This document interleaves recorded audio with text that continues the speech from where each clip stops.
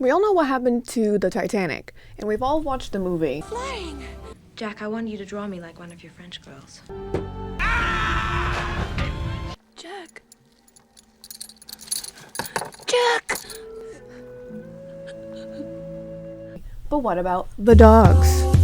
Listen, you know this isn't going to be a happy story from clicking on the title, okay? There's going to be people who've died and dogs.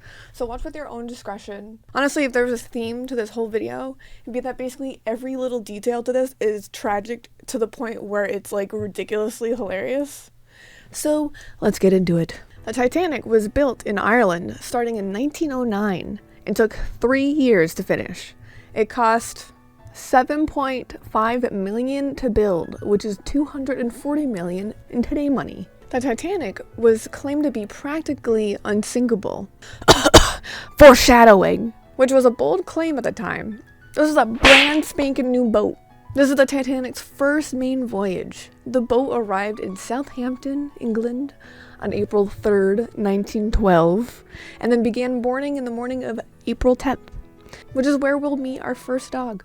Among the boarding passengers, the first dog we're going to talk about was owned by the Carter family. The father was a coal and iron tycoon with big money.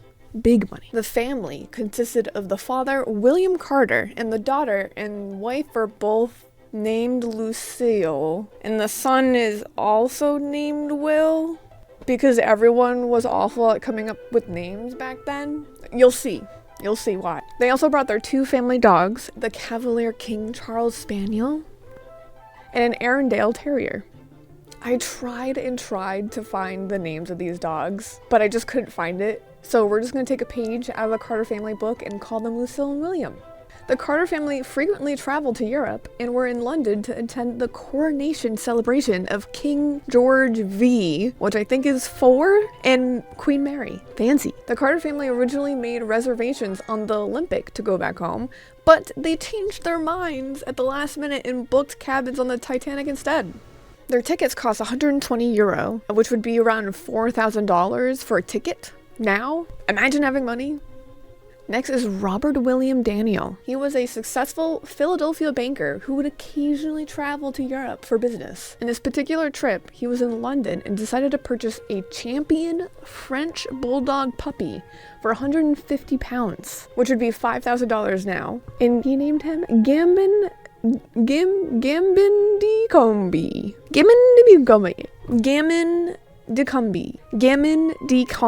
I think that's it. Robert Daniel boarded the Titanic in Southampton along with his puppy. And here's an actual photo of the boy. Isn't he so cute? And Gammon was actually in the Titanic movie. Rock, big Irish hand. Well, that's typical. Up next on the docket was Harry Anderson. He was spending a month in London for business and pleasure, and he brought along his little chow chow. For his return to New York, he boarded the Titanic in Southampton. After everyone had boarded, the boat set off at noon and reached Cherbourg, France on the same day to pick up more passengers. One of the boarding passengers was 48-year-old Colonel John Jacob Astor, who was, fun fact, the richest man on the Titanic. Why was he on the Titanic, you ask? Oh, you know, just divorced his wife of 20 years who bore his 2 children to marry his new wife who was 18, a year younger than his son at the time. Huh? This is like Leonardo DiCaprio levels of gross. And, that's John Jacob Astor, the richest man on the ship. His little wifey there, Madeline, is my age and in a delicate condition. See how she's trying to hide it? Quite the scandal. The newlyweds went to Egypt and Paris for their honeymoon, and so the scandal could cool down at home. When they decided to come back to America, they bought 2 tickets to the Titanic, bringing along their Arundel named Kitty. I'm telling you, this is probably the most creative name you're gonna get here, and I'm sorry. Next was Margaret Beauchamp Hayes, who was traveling with her best friend Olive and Olive's mom Lily Potter. While in Paris, Margaret bought a cute little baby Pomeranian named Lady and boarded Cherbourg, France. Mwah! Next was a Pekingese named Sun Yat-sen, who was named after the first president of the Republic of China?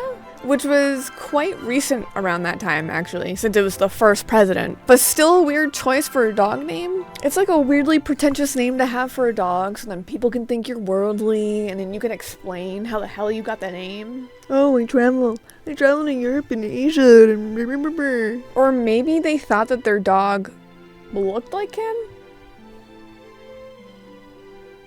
I don't think so. I don't see it. Anyway, Sun Yat Sun was owned by Mina and Henry Harper. They were heirs? They were heirs? Heirs. They were heirs to Harper and Row, a New York publishing firm. The Harpers were on tour around Europe and Asia and returning from an excursion to Europe when they boarded the Titanic at Cheersburg. The next dog was a Great Dane owned by Anne Elizabeth Isham. Anne was living abroad in France with her sisters for 9 years, but she wanted to spend some time with her brother in America for the summertime. Anne and her Great Dane both boarded at Cheersburg. Who's next? You may ask. Helen Bishop and her new husband Dickinson were on their honeymoon when they boarded in Cheersburg with their dog named Fro-Fro. Or Frou-Frou. I got both, but we'll call her Fro-Fro. This wasn't any other dog, okay? This dog was cute as hell. There was some kind of confusion online of what type of dog Fro-Fro was. But with some like little internet digging, I got some confirmation that she was a toy poodle. That she was considered to be too cute to be put in the kennels with the other dogs. So she stayed in the cabin with her owner. Next was William Doles.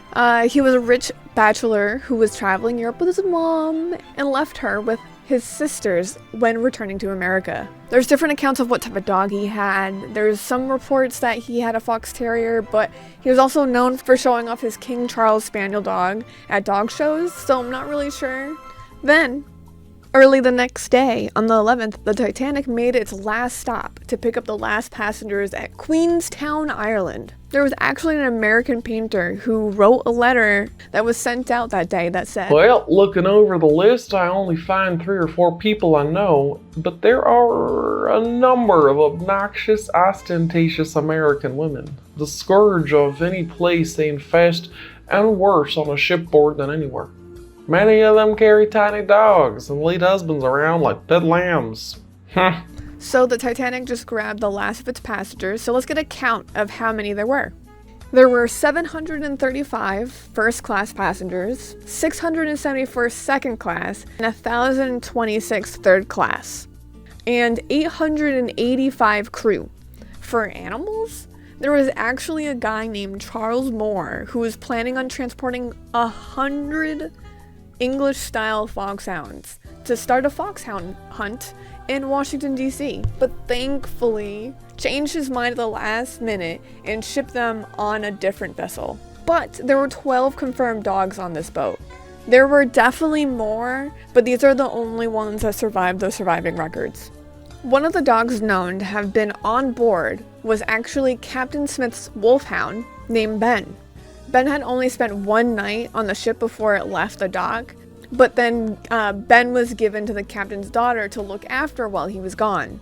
So he didn't necessarily survive the tragedy of the Titanic, but he was on the boat on the same voyage and left before the incident occurred. The Titanic also had an official cat named Jenny, which many boats had at the time to keep the rodent population down. She actually had just given birth to kittens. The staff would give her scraps from the kitchen, and she had a favorite human named Jim who would work in the kitchens. There's a tale that on April 10th, when the passengers were boarding, Jenny was seen carrying her kittens off the ship. Jim noticed her leaving and saw it as an omen. He is said to have also packed his bags and left after seeing her. Or there's another account where, since she had just given birth, she was moved to the Titanic's sister ship, the Olympic. There's actually no accounting of this, so I'm not sure which one is true, or even if any of it is. There was also 4 French imported roosters and chickens. There were also 2 dogs and a canary that disembarked at Cheersburg. They had their own tickets. I'd like to think that these animals had like a bad vibe and just decided to bounce together. The Titanic was equipped with a nice state-of-the-art kennel. where most of the dogs were well taken care of, which included daily exercise on the deck, but not all the dogs were at the kennel. Some of the first-class passengers kept their dogs in their rooms, and the crew just turned a blind eye, because, you know, they're rich. Like our beloved Fro-Fro. There's actually going to be an informal dog show on the same day that the Titanic sank, but that obviously didn't happen. On the 12th and the 13th, the Titanic sailed in calm waters. On the 14th, there were 7 iceberg warnings given throughout the day. Actually, Captain Edward Smith and his officers already knew before they left Southampton that the drift ice field was larger and more south in its previous years. At 11:40 p.m., late at night, lookout Frederick Fleet spotted an iceberg dead ahead. William Murdoch gave the order to turn the engines and make a hard left turn. But due to the size and speed of the boat, the Titanic was not able to turn in time, and the iceberg struck the Titanic. Okay, this is it, guys. This is the moment we've all been waiting for, okay? Hedge your bets now. 12 dogs. Which dog will survive? How much time?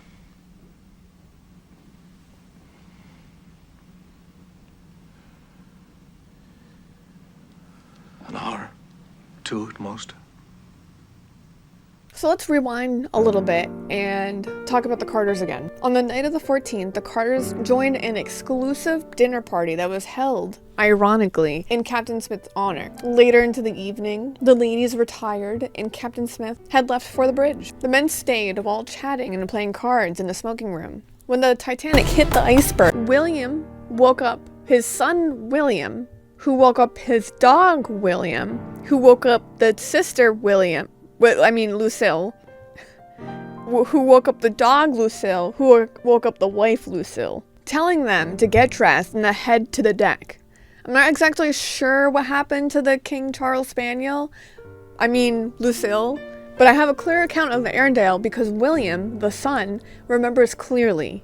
He was an 11-year-old boy at the time who loved his Arendelle. It was his dog. He brought his dog to the deck, of course, his favorite dog, boarded one of the lifeboats. One of the crew would not permit William's Arendelle on the lifeboat.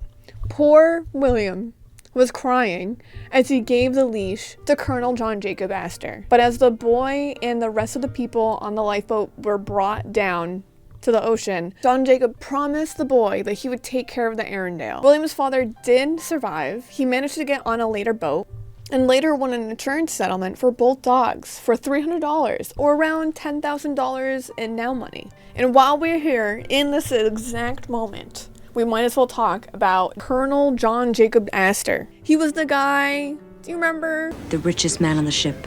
Who recently married his 18-year-old bride, who's pregnant, and went on a lavish honeymoon to wait until the rumors died down. You know. Him and his brand new spanking wife, who was pregnant, were in their suite when, the whole iceberg thing happened. They both left their suite, and JJ Astor originally did not think that the sinking was a big deal, saying, "We are safer here than in that little boat." But at 1:45, he changed his mind when second officers started to help load lifeboat 4. JJ Astor helped his wife climb into the lifeboat. He asked if he could join her, but Women and children first. Yes. because, she was pregnant. And they were newlyweds, which was part of the rules that you could join them, but I don't know. I don't know anymore. But the crew refused and told him that no men could enter until all the women had been loaded. So, Colonel.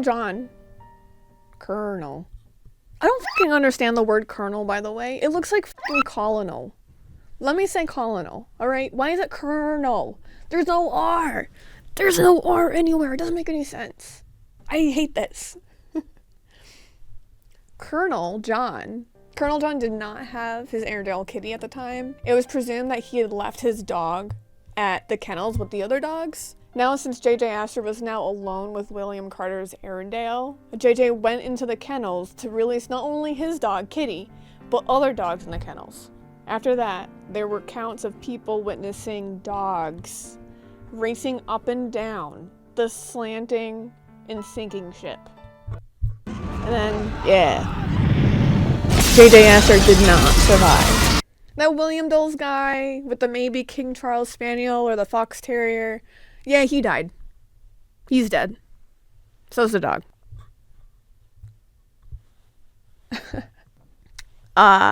Next, Margaret Beechen Hayes. The lady who was traveling Paris with her best friend and her mom, who bought the cute little baby Pomeranian named Lady.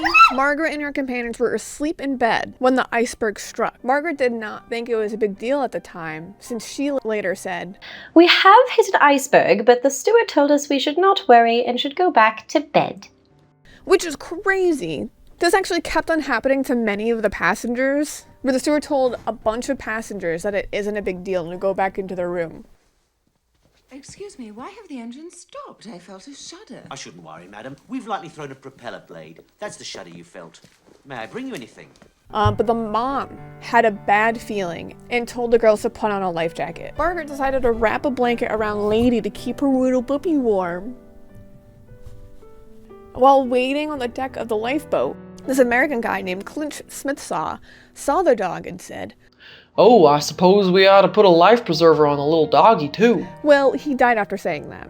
So, the ladies and Lady, haha, get it, because the dog's name is Lady, got on Lifeboat 7 and got on the Carpathia, whatever, and got on the Carpathia. While on that boat, Margaret noticed two boys who were unclaimed by an adult and only spoke French. Margaret spoke fluent French, and while speaking with them, she realized that their father had kidnapped the children from their mother and bought tickets to go to America. The last time that the father was seen was putting the boys on one of the lifeboats. Margaret was very concerned about the boys and volunteered to take care of the children. The boys played with Lady on the Carpathia and were eventually returned to their mother back in France.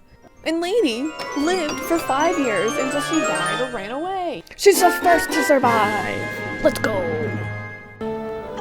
What about Anne Elizabeth Isham and her Great Dane? There are a few different reports of what exactly happened, but they all kind of lead to the same destination. So when the Titanic struck the iceberg,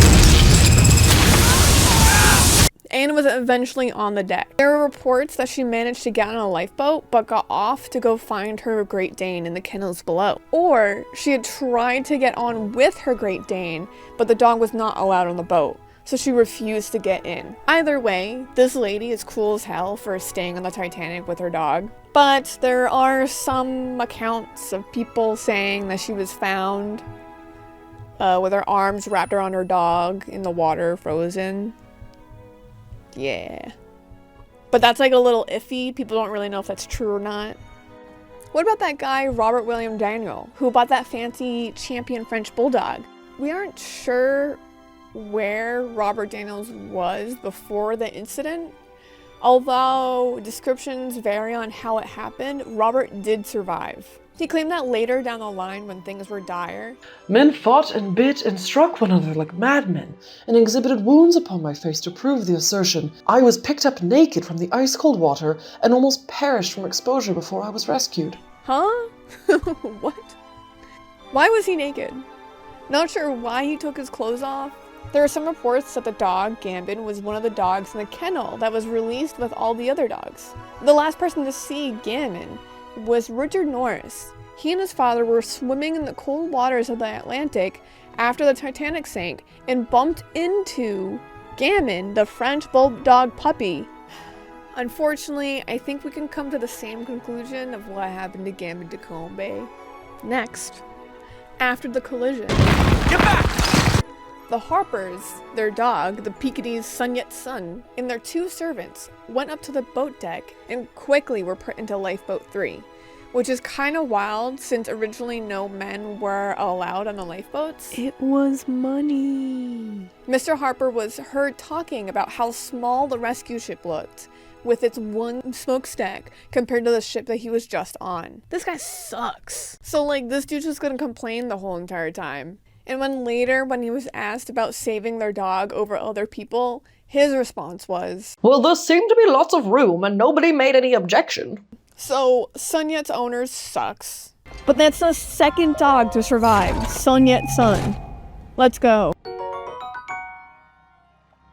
On that same lifeboat was Harry Anderson.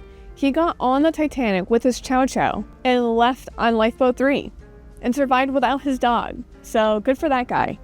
He sucks. And William Dulles, he either had that fox terrier or the King Charles dog, died.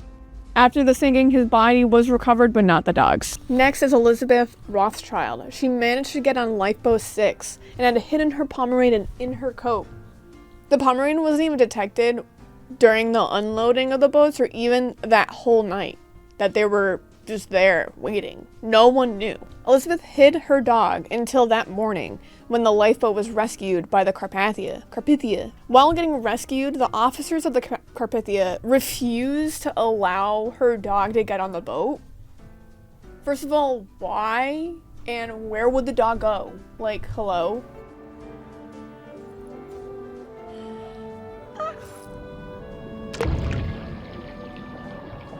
But Elizabeth refused to get on the rescue ship unless she was coming with her dog. So the officers begrudgingly let her in.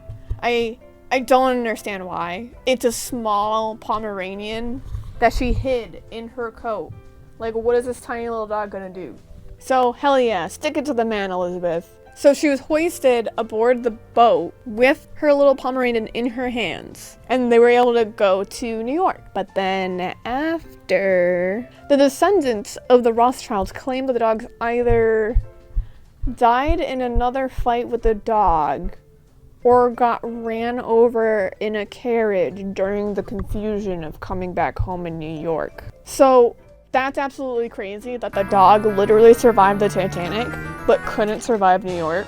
Unfortunately, Martin Rothschild, Elizabeth's husband, did not make it on the Titanic either. So Elizabeth lost her husband and then her dog. Yikes. But remember Fro-Fro, our beloved Fro-Fro, the cutest dog around? The Titanic went... As Helen was leaving, she looked at Fro-Fro, contemplated if she should bring her dog, and is quoted as saying, "It broke my heart to leave my little dog Frau at my stateroom. I made a little den for her in our room behind 2 of my suitcases, but when I started to leave her, she tore my dress to bits, tugging at it. I realized, however, that there would be little sympathy for a woman carrying a dog in her arms when there were lives, women and children to be saved. The loss of my little dog hurts me very much. I will never forget how he dragged on my clothes. He so wanted to accompany me." This poor dog, Fro-Fro, tried his very best to convince its owner to bring him along, but was left alone in Helen's cabin. Since Helen and her husband were newlyweds, they were both allowed to go on the lifeboat together.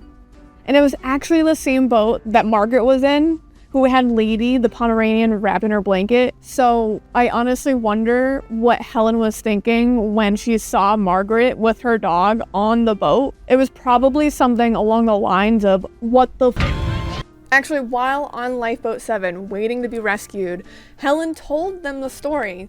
While on her and her husband's honeymoon in Egypt, a fortune teller told her that she would survive a shipwreck and then an earthquake before a car accident would end her life. She said, "We have to be rescued for the rest of my prophecy to come true." And during a different vacation after surviving the Titanic, an earthquake shook the couple. And then while the couple were driving home, their car spun out of control and hit a tree. Helen suffered a fractured skull and was not expected to live, but did end up surviving with a steel plate in her skull. Unfortunately, the accident caused a change in her brain and her mental condition, whatever that means. And the couple divorced soon after that. And then 3 months later, she fell and then just died.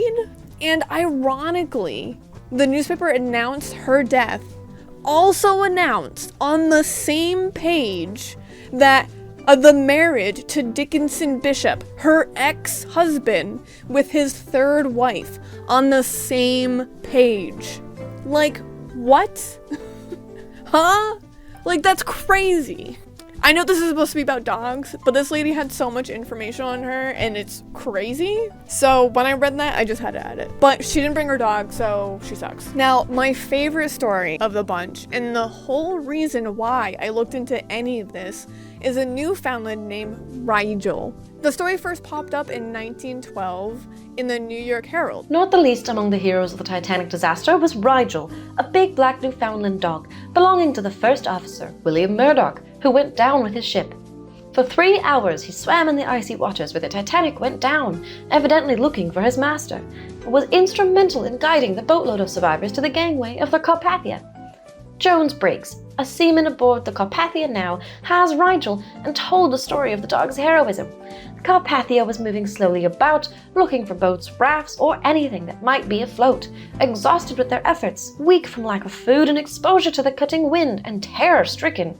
The men and women in the fourth boat had drifted under the Carpathia's starboard steamship, but too weak to shout a warning loud enough to reach the bridge. The boat might not have been seen were it not for the sharp barking of Rigel, who was swimming ahead of the craft and valiantly announcing his position. The barks attracted the attention of Captain Rostron, and he went to the starboard end of the bridge to see where they came from and saw the boat. He immediately ordered the engine stopped, and the boat came alongside the starboard gangway.